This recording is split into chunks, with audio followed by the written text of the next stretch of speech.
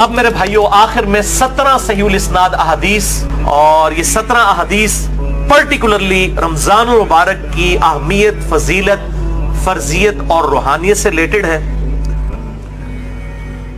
پہلی حدیث صحیح بخاری اور صحیح مسلم کی متفق علیہ حدیث ہے، مشکات میں اس کا نمبر ہے 4۔ آپ صلی اللہ علیہ وآلہ وسلم نے فرمایا اسلام کی بنیاد 5 چیزوں پر ہے۔ کتنی چیزوں پر؟ 5۔ نمبر 1، اس بات کی گواہی دو کہ اللہ کے سوا کوئی معبود نہیں، وہ اکیلا ہے، اور محمد صلی اللہ علیہ وآلہ وسلم اس کے بندے اور اس کے رسول ہیں۔ نمبر 2، نماز قائم کرنا۔ نمبر 3، زکوٰۃ دینا۔ نمبر 4، اللہ کی راہ میں استطاعت ہو تو حج کرنا۔ اور نمبر 5، رمضان کے روزے رکھنا۔ یعنی روزہ رکھنا اسلام کی بنیادوں میں سے ایک بنیاد ہے۔ جو روزے چھوڑ دیتا ہے تو وہ آپ سمجھ لیں ایک ایسی بنیاد کو ہٹا رہا ہے کہ اس کی ایمان کی اور اسلام کی عمارت دھڑام سے نیچے گر پڑے گی۔ یہ وہ عمارت نہیں ہے کہ جس میں 5 میں سے ایک ستون ہٹا لے تو 4 اتنے کھلوتی رہے گی نا بھائی جی۔ جی 4 اتنے چلنے والی گڈی ہے، وہ بھی ایک ٹائر لال ہو نا تو گڈی چل نہیں سکتی۔ تو یہ 5 والی ہے، اس میں سے ایک بھی آپ اگر سکپ کریں گے تو آپ کے اسلام کی عمارت نیچے گر پڑے گی۔ دوسری حدیث بھی بخاری اور مسلم کی متفق علیہ حدیث ہے، مشکات میں 1956 ہے۔ آپ صلی اللہ علیہ وآلہ وسلم نے فرمایا جب رمضان المبارک کا مہینہ آتا ہے تو آسمان کے دروازے کھول دیے جاتے ہیں۔ دوسرے طریق میں آیا ہے جنت کے دروازے کھول دیے جاتے ہیں۔ تیسرے طریق میں آیا ہے رحمت کے دروازے کھول دیے جاتے ہیں۔ یہ سارے الفاظ بخاری اور مسلم میں ہیں۔ اور پھر ساتھ یہ الفاظ ہے کہ جہنم کے دروازے، آگ کے دروازے بند کر دیے جاتے ہیں اور شیاطین جکڑ دیے جاتے ہیں۔ اچھا یہ آیا کہ شیاطین جو ہے وہ قید کر، اکثر لوگ سوال کر رہے ہوتے ہیں جی اگر شیاطین قید کر دیے جاتے ہیں، پھر بھی چند لوگ ہیں جو نماز نہیں پڑھتے، چند نہیں اکثر لوگ نہیں پڑھ رہے ہوتے پھر بھی، تو میرے بھائی 11 مہینے تک جب شیطان نے پیڈل مارا ہے آپ کی سائیکل کو، اس کے بعد 1 مہینے نہ بھی مارے وہ، پھر بھی تھوڑی دور تک تو یہ معاملات چلیں گے نا۔ پھر سب سے بڑی چیز نفس ہے انسان کا، وہ ساتھ لگا ہوا ہے۔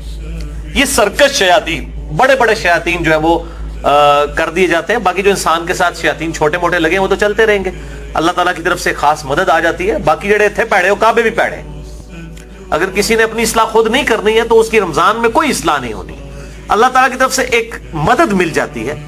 اصل جو مسئلہ ہے وہ نفس کا ہے کہ انسان خود فیصلہ کرے کہ میں نے اللہ کے لیے کچھ کرنا ہے، تب فائدہ ہوگا۔ تیسری حدیث جامعہ ترمذی، سنن ابن ماجہ میں ہے اور صحیح سند کے ساتھ مسند احمد میں ہے، اور مشکات میں آپ کو 1960 کے فٹ نوٹ پہ اور 1961 میں مل جائے گی۔ آپ صلی اللہ علیہ وآلہ وسلم نے فرمایا رمضان میں آسمان کے دروازے کھول دیے جاتے ہیں، آگ کے دروازے بند کر دیے جاتے ہیں، تمام سرکش شیاطین جکڑ دیے جائے۔ اس میں الفاظ آگے سرکش، بخاری مسلم میں سرکش نہیں تھا، اس سے پتا چلا کہ خاص شیاطین جو بڑے ہیں وہ جکڑے جاتے ہیں۔ اور ہر رات ایک منادی ندا کرتا ہے اللہ کی طرف سے، اے خیر کے طالب ہمت کر اور آگے بڑھ نیکیاں کرنے کے لیے، اور اے شر کے طالب رک جا، اب تو بعد آ جائے اس مبارک مہینے میں۔ اور اللہ کی طرف سے ہر رات میں لوگوں کو جہنم سے آزاد کیا جاتا ہے۔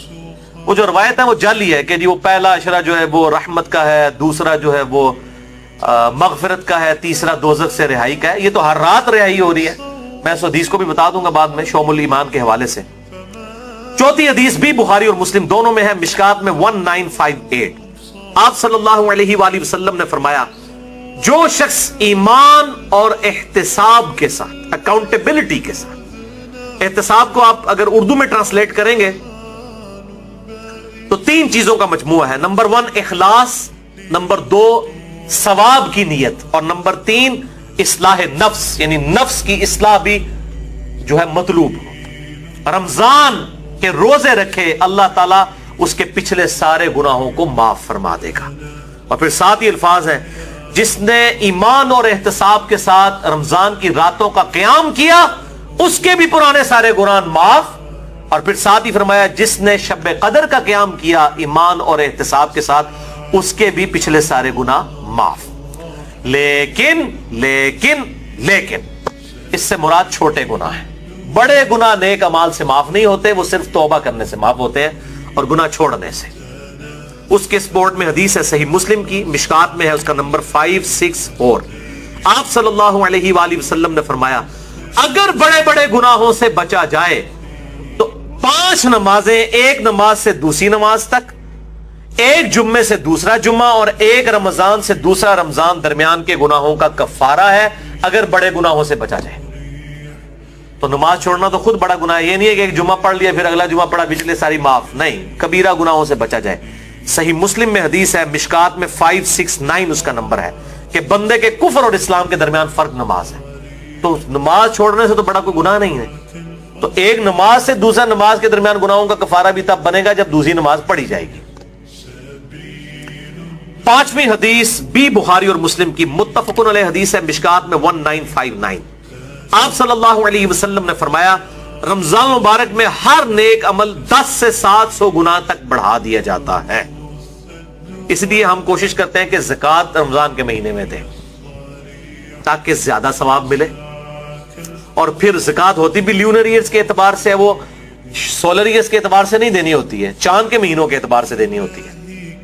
तो वो आसान हो जाता है हिसाब रखना। वैसे आप एक रमजान में निकाल लें और फिर पूरा साल देते रहे, या अगले साल की भी पेशगी निकाली जा सकती है। ज़कात में मैंने डिटेल से लेक्चर मसला नंबर 95A और B दे दिया, जिसे शौक हो तो वो देखें।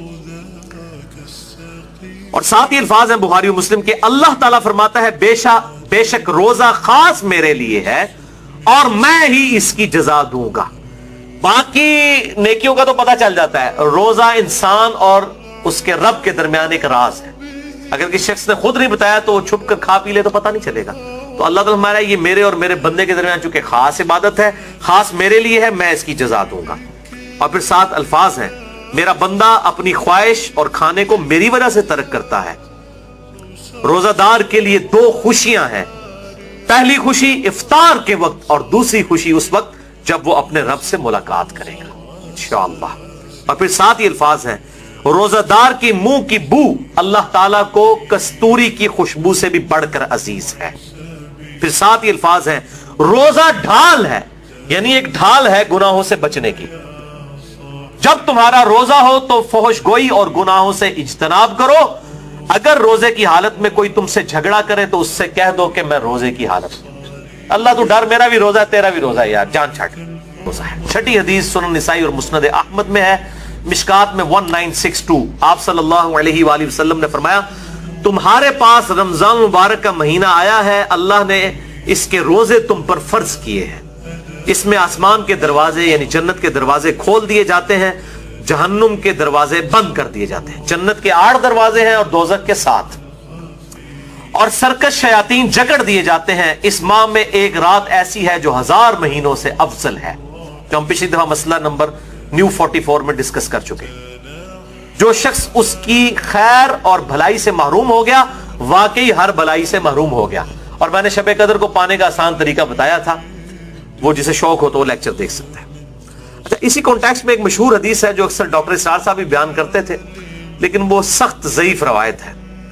उसमें काफी अल्फाज तो बाकी अहदीस बुखारी मुस्लिम में और इसमें भी मौजूद हैं, लेकिन कुछ अल्फाज जो है उसके ज़ईफ हैं। वो शोबुल ईमान इमाम बैहकी की किताब से है और मिशकात में 1965 नंबर है कि आप सल्लल्लाहु अलैहि वसल्लम ने शाबान की आखिरी रात में सहाबा से खिताब किया कि अब रमजान का महीना शुरू होने वाला है और ये बरकतें हैं। वो सारी वही हैं जो हम डिस्कस कर चुके।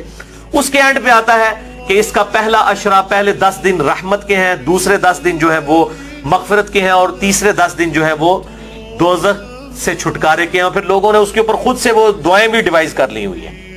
बिल्कुल जाली रवायत है ये। और इसके एक तरीक के अंदर अली बिन जैद मशहूर ज़ईफ रावी है और दूसरे तरीक में सुलेमान रावी जो है वो मुनकरल हदीस है। मुनकरल हदीस वो रावी है जिसकी हदीसें तर्क कर दी जाए, ये शदीद तरीन जरा होती है। इसी तरीके से ये अक्सर रमजान से पहले भी वो ये मैसेज चल रहा होता है कि जी जिसने रमजान के चांद देखने की खुशखबरी, तो ये वो सब जाली झूठी रवायतें हैं। और इस तरह की रवायतें बिल्कुल आगे बयान ना किया करें, इनकी कोई असलियत नहीं है, अल्लाह से डर जाए। मसला नंबर 36 है मेरा, ज़ईफुल इस्नाद और मन घड़त अहादीस के फितने का तहकीकी जायजा।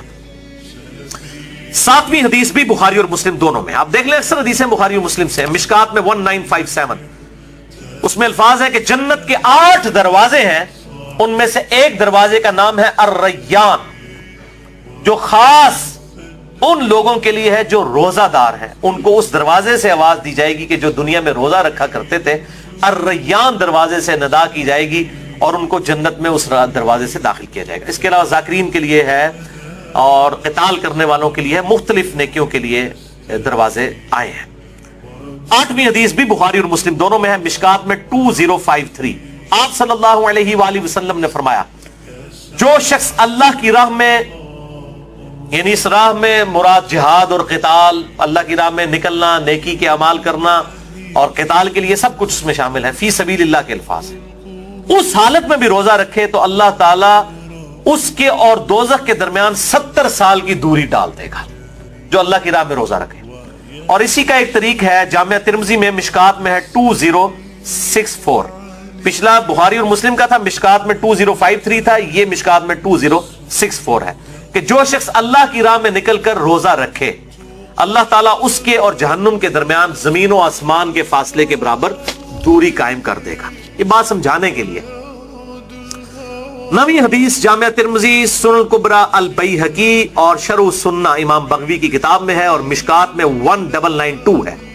آپ صلی اللہ علیہ وسلم نے فرمایا، جو شخص کسی روزہ دار کا روزہ افطار کروائے یا کسی مجاہد کی تیاری کروا دے، اس کو بھی اس کی مثل ثواب ملے گا۔ اور یہ کرنا چاہیے، آپ سامنے بیٹھے ہوں، آپ اپنے حصے کی کھجور کسی اور کو دیں، جیسا مسجد میں ہوتا ہے لوگ اپنے گھر سے کھجوریں لے آتے ہیں، آپ اپنے حصے کی کھجور کسی اور کو دیں، اس کے حصے کی خود لیں، تو ڈبل روزے کا ثواب کمائیں۔ 10ویں حدیث جامعہ ترمذی اور سنن ابن ماجہ سے ہے اور مشکات میں 2249 ہے۔ آپ صلی اللہ علیہ وآلہ وسلم نے فرمایا، 3 آدمیوں کی دعا ضرور قبول ہوتی ہے۔ نمبر 1، روزہ دار جب افطار کے وقت دعا کرتا ہے۔ نمبر 2، عادل بادشاہ، اور نمبر 3، مظلوم کی دعا۔ اب وہ دعا کی قبولیت کس فارم میں ہوگی، یہ بڑی ڈیٹیلز ہے، مثلا نمبر 82 میرا ریکارڈڈ ہے، جسے شوق ہو تو وہ دیکھ سکتے ہیں۔